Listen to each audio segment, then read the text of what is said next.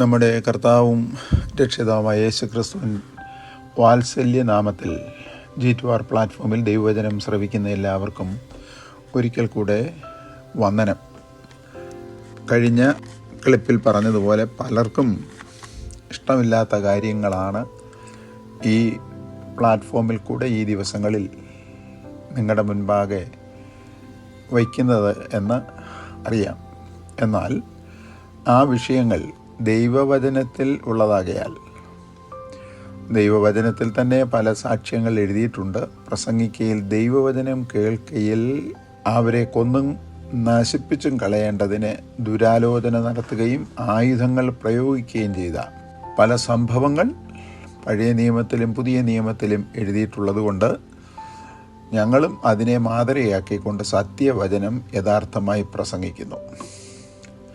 പത്രോസ് എഴുതിയ 1 ലേഖനം 2 അധ്യായം 9-10 വാക്യങ്ങൾ അടിസ്ഥാനമാക്കി അന്ധകാരത്തിൽ നിന്ന് അത്ഭുത പ്രകാശത്തിലേക്ക് ദൈവത്തിൻ്റെ ഗുണഗണങ്ങളെ ഘോഷിപ്പാൻ തക്കവണ്ണം തിരഞ്ഞെടുക്കപ്പെട്ട ജാതിയും രാജകീയ പുരോഹിതവർഗവും എന്ന വിഷയത്തെ അടിസ്ഥാനമാക്കിയാണ് നമ്മൾ സംസാരിക്കുന്നത്.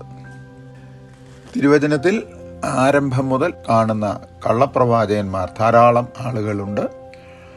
ആ വിഷയത്തെ അടിസ്ഥാനമാക്കി പറയുമ്പോൾ സത്യപ്രവാചകന്മാരും സത്യപ്രവചനത്തിൽ വിശ്വസിക്കുന്നവരും അതിൽ ആനന്ദിക്കും, സന്തോഷിക്കും, കൈക്കൊള്ളും, സ്വീകരിക്കും. അതിനനുസരിച്ച് അവരുടെ ജീവിതത്തെ ദൈവസന്നിധിയിൽ പണിയും. എന്നാൽ കള്ളപ്രവചനത്തിലും പ്രവാചകന്മാരിലും വിശ്വസിക്കുന്നവർ, ആശ്രയിക്കുന്നവർ, പിൻപറ്റുന്നവർ, അനുയായികൾ ഈ വചനത്തോട് എതിർത്തു നിൽക്കും. എന്തും ആകട്ടെ, അതിൻ്റെ പന്നത ഫലം ഒന്നും ചിന്തിക്കാതെ ദൈവവചനം തുടർന്നും നിങ്ങളുടെ മുൻപാകെ കൊണ്ടുവരുന്നതിൽ ഞങ്ങൾക്ക് സന്തോഷമുണ്ട്. വിമർശനങ്ങൾ ഉണ്ടാകാം, അതിൽ ക്രിയാത്മകവും നശീകരണവുമായ പ്രതികരണങ്ങൾ ഉണ്ട്. അതിൽ തിരുത്തേണ്ടവയുണ്ടെങ്കിൽ ഒരു മെസ്സേജ് മുഖാന്തരമോ കോൾ മുഖാന്തരമോ ഞങ്ങളെ സമീപിക്കുക. അല്ല, ദൈവവചനാടിസ്ഥാനത്തിലുള്ളതാകുന്നുവെങ്കിൽ സ്വീകരിച്ച് ദൈവത്തെ മഹത്വപ്പെടുത്തുക. കള്ളപ്രവാചകന്മാർ, അതിനെ അടിസ്ഥാനമാക്കിയാണ് നമ്മൾ ചിന്തിച്ചത്. മത്തായി സുവിശേഷം 7 അധ്യായത്തിൽ നമ്മുടെ കർത്താവ് തന്നെ കള്ളപ്രവാചകന്മാരെക്കുറിച്ച് പറഞ്ഞു. ഇവർ കർത്താവായ യേശുക്രിസ്തു അരുളി ചെയ്ത തിരുവചനത്തിൽ എഴുതിയിരിക്കുന്നത് പോലെ ആടുകളുടെ വേഷം ധരിച്ച ചെന്നായ്ക്കൾ, അതിൻ്റെ മൂലാർത്ഥം കടിച്ചു കീറുന്ന ചെന്നായ്ക്കൾ, റാവനസ് വോൾസ്, ഹർപ്പൈഗസ് ലൂക്കോയി എന്നാണ് എഴുതിയിരിക്കുന്നത്. ശേഷിപ്പിക്കാതെ, രോമം പോലും ശേഷിപ്പിക്കാതെ നശിപ്പിച്ചു കളയും. അതിനെ റാഞ്ചിക്കൊണ്ടുപോകുന്ന കഴുകന് തുല്യരാണ് ഇവർ. മത്തായി എഴുതിയ സുവിശേഷം 7 അധ്യായം 15 വാക്യം. ദൈവസഭയ്ക്ക് ദൈവം കൊടുത്തിരിക്കുന്ന പല ശുശ്രൂഷകളുടെയും ബാഹ്യാവരണം ഇവരുടെ രൂപത്തിലുണ്ട്. എങ്കിലും ഇവരുടെ പ്രസംഗത്തിൻ്റെയും ശുശ്രൂഷകളുടെയും ആന്തരിക ലക്ഷ്യം പണം, സുഖം എന്നിവയാണ് എന്ന് മറന്നു പോകരുത്. ഇവർ ദൈവസഭയാകുന്ന ആട്ടിൻകൂട്ടത്തിലുള്ള നിഷ്കളങ്കരായ പുതിയ വിശ്വാസികളെ കർത്താവിൻ്റെ യഥാർത്ഥ ശുശ്രൂഷകന്മാർ പഠിപ്പിച്ച സത്യസുവിശേഷത്തിലെ നിർമ്മല ഉപദേശത്തിൽ സംശയം ജനിപ്പിച്ച് വിപരീത ഉപദേശം പഠിപ്പിച്ച് അവരുടെ പിന്നാലെ വലിച്ചുകൊണ്ടുപോയി സഭകളെ പിളർത്തിക്കളയും. ഇത് മനസ്സിലാക്കിക്കൊണ്ട് വിശുദ്ധ പൗലോസപ്പോസ്തലൻ പ്രസംഗിച്ച വിഷയം തന്നിൽ കൂടെ ദൈവകൃപ പ്രാപിച്ച് തൻ്റെ അനുയായിയായി കൂടെ നടന്ന ലൂക്കോസ് അപ്പസ്തല പ്രവൃത്തി 20 അധ്യായം 29 വാക്യത്തിൽ വ്യക്തമായി എഴുതിയിട്ടുണ്ട്. നമ്മുടെ കർത്താവും ഉപമ പറഞ്ഞപ്പോൾ നല്ല നിലം ഒരുക്കി കട്ടകളെ ഉടച്ച് ഉഴുത് നിലം ശരിയാക്കി ആദ്യം വിതച്ചത് നല്ല വിത്താണ്. അത് വളർന്നു വന്ന ശേഷമാണ് ദുഷ്ടൻ കള കൊണ്ട് വിതച്ചത്. അതുതന്നെയല്ലേ ഇന്ന് നടക്കുന്നത്? കർത്താവിൻ്റെ അപ്പസ്തലന്മാരായ ദൈവദാസന്മാർ രാപകലധ്വാനിച്ച് പല ഹൃദയങ്ങളെയും കുടുംബങ്ങളെയും ഒരുക്കി ദൈവവചനമാകുന്ന വിത്ത് അവിടെ വിതച്ച് അത് അനുഗ്രഹിക്കപ്പെട്ട തരത്തിൽ വളർന്നു വരുമ്പോഴാണ് പിന്നാമ്പുറത്തുകൂടി കള്ളപ്രവാചകന്മാർ അവിടെ കയറി കളകൾ വിതയ്ക്കുന്നത്. അവർ നേർവഴി വരികയില്ല, നേർവഴി ഉപദേശിക്കുകയുമില്ല. അവർ വളഞ്ഞ വഴിയും കപട ഉപദേശങ്ങളും സ്വീകരിച്ചുകൊണ്ടാണ് ഈ ജനങ്ങളുടെ ഇടയിൽ കടന്നു വരുന്നത്. ഇവർ പൊടുന്നനവേ പ്രത്യക്ഷപ്പെടാതെ ഇവരുടെ ആന്തരിക ലക്ഷ്യം ഇവർ കടിച്ചു കീറി ജീവൻ നഷ്ടപ്പെടുത്തി ഭക്ഷിക്കുക എന്നുള്ള ലക്ഷ്യമാണ്. പ്രഥമദൃശ്യ വെളിപ്പെടുത്താതെ താഴ്മയുടെയും അനുസരണത്തിൻ്റെയും അനുകരണത്തിൻ്റെയും പ്രതീകമായ ആടുകളുടെ, ചെമ്മരിയാടിൻ്റെ കാര്യമായി പറഞ്ഞത്, കോലാടും ഇടിയാടും മുട്ടാടിൻ്റെയും കാര്യമല്ല. ചെമ്മരിയാടെന്നുള്ളതിന് കൊടുത്തിരിക്കുന്ന പദം ഷീപ്പ് എന്നാണ്, മൂലഭാഷയിൽ പ്രോബാറ്റോൺ എന്നാണ്. ഇടയനെ പിൻഗമിക്കുക എന്നാണ് അതിൻ്റെ അർത്ഥം. തല താഴ്ത്തി താഴെയുള്ള പുല്ല് തിന്നുകയും നീരിൽ നിന്ന് കുടിക്കുകയും ചെയ്യുന്നതല്ലാതെ വൃക്ഷങ്ങളുടെ ശിഖരങ്ങൾ വലിച്ച് ഓടിച്ച് വളച്ച് എടുത്ത് രണ്ട് കാലിൽ നിന്നുകൊണ്ട് രണ്ട് കാല് മരത്തിൽ ചവിട്ടിക്കൊണ്ട് തിന്നുന്ന പരിപാടി ഇതിനില്ല. അതെല്ലാം ഈ കോലാടുകൾക്കും ഇടിയാടുകൾക്കും കൊമ്പൻ ആടുകൾക്കുമുള്ള സ്വഭാവമാണ്. അപ്പോൾ ഇവർ കള്ളപ്രവാചകന്മാർ ചെമ്മരിയാടുകളുടെ വേഷം ധരിച്ച് സഭയിൽ ഇരുന്ന ശുശ്രൂഷകന്മാർ, സഭാവിശ്വാസികൾ ആദിയായവരുടെ അവസ്ഥകൾ മനസ്സിലാക്കി. അപ്പോൾ ഇവർ സഭകളിൽ വരുമ്പോൾ ആരംഭത്തിൽ ഇവരുടെ ഉപദേശങ്ങളൊന്നും വെളിപ്പെടുത്തുകയില്ല. പിന്നാമ്പുറത്ത് അങ്ങേ അറ്റത്തിരിക്കും. പിന്നെ പെതുക്കെ മുന്നോട്ട് വന്ന് ഇവരുടെ ബാഹ്യലക്ഷണങ്ങൾ പാവപ്പെട്ട ദൈവദാസന്മാരുടെ ഹൃദയങ്ങളിൽ കടത്തിവിട്ടിട്ട് ഇവർ നല്ലവരാണെന്നുള്ള ഒരു രീതി അവിടെ വെളിപ്പെടുത്തിയിട്ടാണ് ഇവർ പിന്നീട് ഇവരുടെ സ്വഭാവങ്ങൾ വെളിപ്പെടുത്തുന്നത്. അവർ കൊണ്ടു നടക്കുന്ന വിപരീത ഉപദേശങ്ങൾ അല്പാൽപമായി കടത്തിവിട്ട് ഒരു കൂട്ടത്തെ അവരുടെ പിന്നാലെ വലിച്ചുകൊണ്ടുപോയി ബർയേശുവിനെ പോലെ, അഥവാ ബുദ്ധിമാനായ എലീമാസിനെ പോലെ ദേശവാസികളുടെ ഇടയിൽ ഉന്നതന്മാരായ സെർഗ്യോസ് പൗലോസുമാരുടെ കൊട്ടാരങ്ങളിൽ സ്ഥിരതാമസം ആക്കും. ഒരു കാര്യത്തിൽ ഞാൻ ദൈവത്തെ സ്തുതിക്കുന്നു.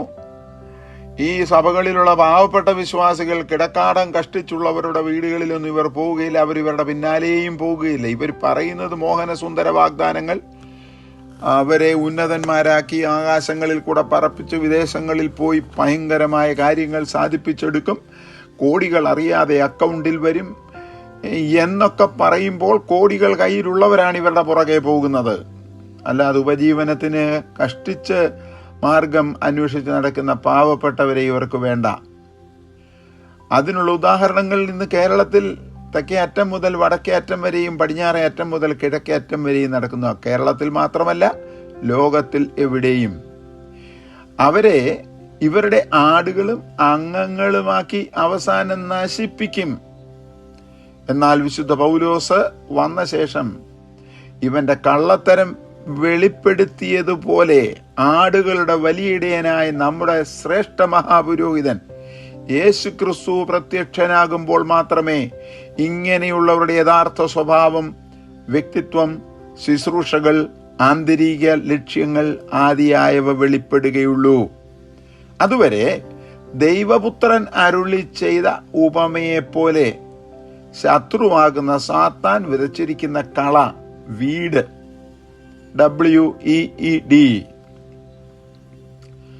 സിസാനിയ എന്ന പദമാണ് അവിടെ കൊടുത്തിരിക്കുന്നത്. സിസാനിയ കണ്ടാൽ ഒരുപോലൊക്കെ ഇരിക്കും, പക്ഷേ മുളച്ചു വരുമ്പോൾ രൂപം, ഭാവം, സ്വഭാവം എന്നിവ വ്യത്യാസപ്പെടുത്തി വേഗത്തിൽ വളർന്ന് നല്ലതിനെ കീഴ്പ്പെടുത്തി കളയുന്ന സ്വഭാവമുള്ള വിത്തിനെയാണ് മൂലഭാഷയിൽ സിസാനിയ, ZIZANIA എന്ന് പറഞ്ഞിരിക്കുന്നത്.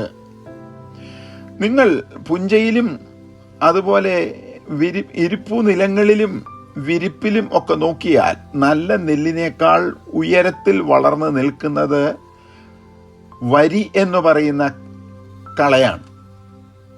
നല്ല വിത്ത് വിളയും തോറും തല താഴ്ത്തി നിറം മാറി അവസാനം വഹിക്കുവാൻ വയ്യാത്ത ഫലം ആകുമ്പോൾ ഒടിഞ്ഞ് വീഴും.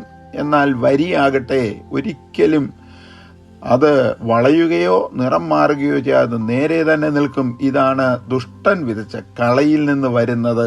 ദൈവസന്നിധിയിൽ താഴ്ത്താതെ അഹങ്കരിച്ച് നടക്കുന്ന ഏവരും കളയുടെ സന്താനങ്ങളാണ്. മത്തായി എഴുതിയ സുവിശേഷം 13 25, 27, 29, 30, 36, 38, 40 എന്നീ നല്ല വചനമെഴുത്തിന്റെ വാക്യങ്ങൾ വായിച്ചു കൊണ്ടാൽ ഗ്രഹിക്കാകുന്നതാണ്. നല്ല വിത്തോടുകൂടെ അർത്ഥാൽ കോതമ്പുകോടുകൂടെ ചേർന്ന് വളരുന്നവയാണ് കളയും. എന്നാൽ ഇങ്ങനെയുള്ള കളകൾക്കുള്ള അന്ത്യം തീയിൽ ആയിരിക്കും എന്ന് ഓർത്തുകൊള്ളേണ്ടത് അത്യാവശ്യം. മത്തായി സുവിശേഷം 13 24 മുതൽ 42 വരെ. കളകളെയെല്ലാം കൂടെ ഒന്നായി കൂട്ടിച്ചേർക്കും. സിംഹാസനത്തിന്റെ മുൻപിൽ കൊണ്ടുവന്ന് വിധിച്ച് അഗ്നിപ്പൊയ്കയിലേക്ക് തള്ളിയിടും. അവിടെ അവർ നിത്യദണ്ഡനം അനുഭവിക്കും. ആദ്യം ഈ നിത്യദണ്ഡനത്തിന് വിധിക്കപ്പെടുന്നവരുടെ അന്ത്യസ്ഥലം ഗന്ധകവും തീയും കത്തുന്ന പൊയ്കയാണ് ആദ്യം വീഴുന്നത്. അവരുടെ ആരാധനാ പുരുഷനാകുന്ന മൃഗവും അവനോടുകൂടെ ചേർന്ന കള്ളപ്രവാചകനും. അതിനുശേഷം വീഴുന്നത് ഈ കള്ളപ്രവാചകന്മാരുടെ പിതാവായ പിശാചും. വാക്യങ്ങളെല്ലാം തിരുവചനത്തിൽ ഉണ്ടല്ലോ. അതിനുശേഷം അവസാനമായി ജീവന്റെ പുസ്തകത്തിൽ കള്ളപ്രവാചകന്മാരുടെ പേരിലായിയാൽ ഇവരും വീഴും എന്നുള്ളത് വെളിപ്പാട് പുസ്തകം 19 19 മുതൽ 21, 20 6, 7, 20 10, 11, 12 വാക്യങ്ങൾ 14 വാക്യങ്ങൾ വായിച്ചുകൊണ്ടാൽ മതിയും. ആദ്യം വീഴുന്നത് മൃഗം, പിന്നീട് വീഴ്ത്തപ്പെടുന്നത് കള്ളപ്രവാചകൻ, പിന്നീട് വീഴ്ത്തുന്നത് ഇവരുടെ തലയാകുന്ന ആ വലിയ മഹാസർപ്പം, പിന്നീടാണ് ഇവരെല്ലാം വീഴുന്നത്. വളരെ ജാഗ്രതയോടുകൂടെ കള്ളപ്രവാചകന്മാരെ സൂക്ഷിക്കുക. തീപ്പൊയ്കയിൽ വീഴാതിരിപ്പാൻ വിശ്വാസികൾ വിശ്വാസത്തിൽ സ്ഥിരതയോടുകൂടെ നിൽക്കുക. വിഷയം ഇവിടം കൊണ്ടും അവസാനിക്കുന്നില്ല. വിശുദ്ധ പത്രോസ് ഹെരോദാവിന്റെ കാരാഗ്രഹത്തിന്റെ കാവലിൽ, കടും കാവലിൽ, പ്രിസണിൽ, കസ്റ്റഡിയിൽ നിന്ന് വിടുവിക്കപ്പെട്ട ശേഷം കൈസറിയയിലേക്ക് പോയി കുറെ കാലം അവിടെ പാർത്തു. അപ്പോസ്തല പ്രവർത്തികൾ 12 1 മുതൽ 19 വരെയുള്ള വാക്യങ്ങളിലാണ് അത് രേഖാപരമായി ചരിത്രമാക്കപ്പെട്ടിരിക്കുന്നത്.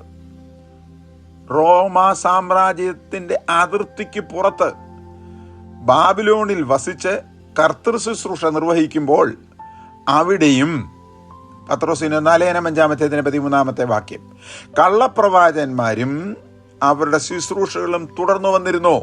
പത്രോസ് എഴുതിയ 2 ലേഖനം 2 1 മുതൽ 22 വരെയുള്ള വാക്യങ്ങൾ. എവിടെയുമുണ്ട് കള്ളപ്രവാചകന്മാർ. ചന്ദ്രനിൽ ഒരു സഭ സ്ഥാപിക്കത്തക്ക അന്തരീക്ഷമുണ്ടായി അവിടെ ഒരു സഭ സ്ഥാപിച്ചാൽ അവിടെയും കള്ളപ്രവാചകന്മാർ വരും. മറ്റ് ഗ്രഹങ്ങളിൽ സഭകൾ ഉണ്ടാക്കിയാൽ കള്ളപ്രവാചകന്മാർ അവിടെയും വരും. ഇതൊന്നും ഗുണം പിടിപ്പിക്കുവാനല്ല, നശിപ്പിക്കുവാനാണ്. കേരളത്തിന്റെ പെന്തക്കോസ്തിന്റെ പ്രധാന സ്ഥലങ്ങളിൽ മാത്രമല്ല, തിരുവനന്തപുരത്തിലും എറണാകുളത്തും കോട്ടയത്തും തിരുവല്ലയിലും മാത്രമല്ല, ഗൾഫ് രാജ്യങ്ങളിലും കയറിയിറങ്ങുകയല്ലേ കള്ളപ്രവാചകന്മാർ. എന്തിനധികം സുവിശേഷത്തിന് സ്വാതന്ത്ര്യമില്ലാതിരുന്ന സൗദിയിൽ ഒരറ്റം മുതൽ ഇങ്ങേ അറ്റം വരെ പാവപ്പെട്ട ദൈവകുഞ്ഞുങ്ങൾ രാപകൽ ആത്മാവിൽ അധ്വാനിച്ച് ആരാധിച്ചുണ്ടാക്കിയ സഭകൾക്കുള്ളിലും ഇവർ നുഴഞ്ഞു കയറുന്നില്ലേ? അമേരിക്കയിൽ ചില്ലറക്കാരാണോ വന്ന് കിടക്കുന്നത്? അവർ ചെയ്ത വചനവിരുദ്ധമായ പ്രവൃത്തികളും അതിൻ്റെ താല്പര്യക്ഷമതകളും ശിക്ഷകളും എന്തൊക്കെയായിരുന്നുവെന്ന് പത്രോസ് തൻ്റെ 2 ലേഖനം 2 1 മുതൽ 22 വരെയുള്ള വാക്യങ്ങളിൽ വളരെ വ്യക്തമായി ആദ്യ ഉദാഹരണം മുതൽ എഴുതി വച്ചിരിക്കുന്നു. 1 വാക്യത്തിൽ പറയുകയാണ്, പ്രവചന രൂപേണ കള്ളപ്രവാചകന്മാർ ഉണ്ടാകും. അവരെന്തെല്ലാം ചെയ്യുന്നു? നാശകരമായ മതഭേദങ്ങളെ, ഡാംനബിൾ ഹെറസീസ്, നുഴയിച്ച് കയറ്റും. അവിടെ കൊടുത്തിരിക്കുന്ന പ്രൈവലി, സീക്രട്ട്ലി അഥവാ രഹസ്യമായി അവരുടെ ദുരുപദേശങ്ങളെ കൊണ്ടുവരും. ഒരു നോട്ടത്തിൽ ആരംഭിച്ചതാണ്, പിന്നീടത് ഭാവത്തിലായി, പിന്നീടത് ആംഗ്യത്തിലായി, അത് കഴിഞ്ഞിട്ട് സംസാരത്തിലായി, പിന്നീട് അങ്ങോട്ടും ഇങ്ങോട്ടും പോക്കുവരവായി. ക്രമേണ ക്രമേണ ക്രമേണ ആ കുടുംബം, വ്യക്തി നശിച്ചു. എന്തിനധികം ശുശ്രൂഷകന്മാരെ പോലും ഇവരുടെ ദുരുപദേശത്താൽ ആവാഹിച്ച് അവരുടെ പക്ഷത്തിൽ ആക്കിയ എത്രയോ ചരിത്രങ്ങൾ ഒരറ്റം മുതൽ ഇങ്ങേ അറ്റം വരെ പഠിതാക്കൾക്കും ശ്രോതാക്കൾക്കും പറയുവാനുണ്ടാകും. അവരെന്ത് ചെയ്യുന്നു? അവർ തങ്ങളെ വിലയ്ക്ക് വാങ്ങിയ നാഥനെ തള്ളിപ്പറയും. അപ്പോസ്തല അധ്യായം അതിൻ്റെ 2-ാമത്തെയും 1-ാമത്തെ വാക്യം. അതിനാൽ അവർക്ക് തന്നെ ശീഘ്രനാശം വരുത്തും. 2-ാം അധ്യായം 1-ാമത്തെ വാക്യം. പലരും അവരുടെ ദുഷ്കാമ പ്രവൃത്തികളെ, പെർനിഷ്യസ് വേയ്സ്, നാശകരമായ പ്രവൃത്തികളെ അംഗീകരിക്കും. 2-ാം അധ്യായം 2-ാമത്തെ വാക്യം. അടുത്തത് അവർ നിമിത്തം, ഏത്? കള്ളപ്രവാചകന്മാർ നിമിത്തം സത്യമാർഗം ദുഷിക്കപ്പെടും. 2-ാം അധ്യായം 2-ാമത്തെ വാക്യം. അടുത്തതാണ് വിഷയം ശ്രദ്ധിക്കേണ്ടത്. അവർ ദ്രവ്യാഗ്രഹത്തിന്റെ കൗശല വാക്കുപയോഗിക്കും.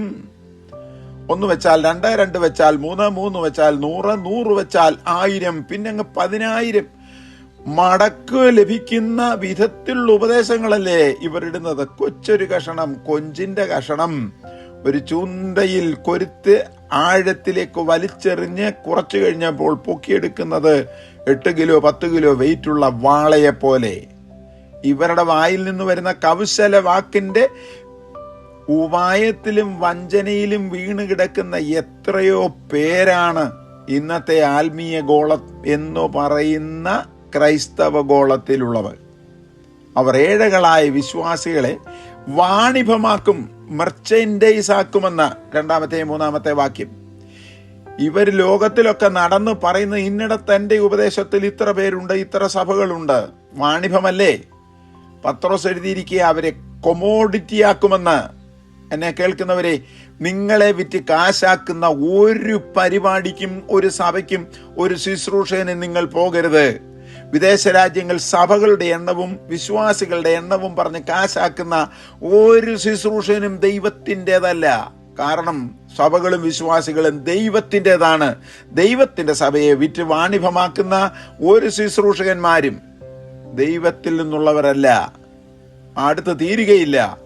ഇവരുടെ ന്യായവിധി എന്ന് പറഞ്ഞിരിക്കുന്നെങ്കിലും കൊടുത്തിരിക്കുന്ന പദം ആമേൻ കറ്റാഗിനോസ്കോ എന്നാണ്. ശിക്ഷാവിധി പൂർവകാലം മുതൽ നിശ്ചയിച്ചതുപോലെ താമസിയാതെ വരും.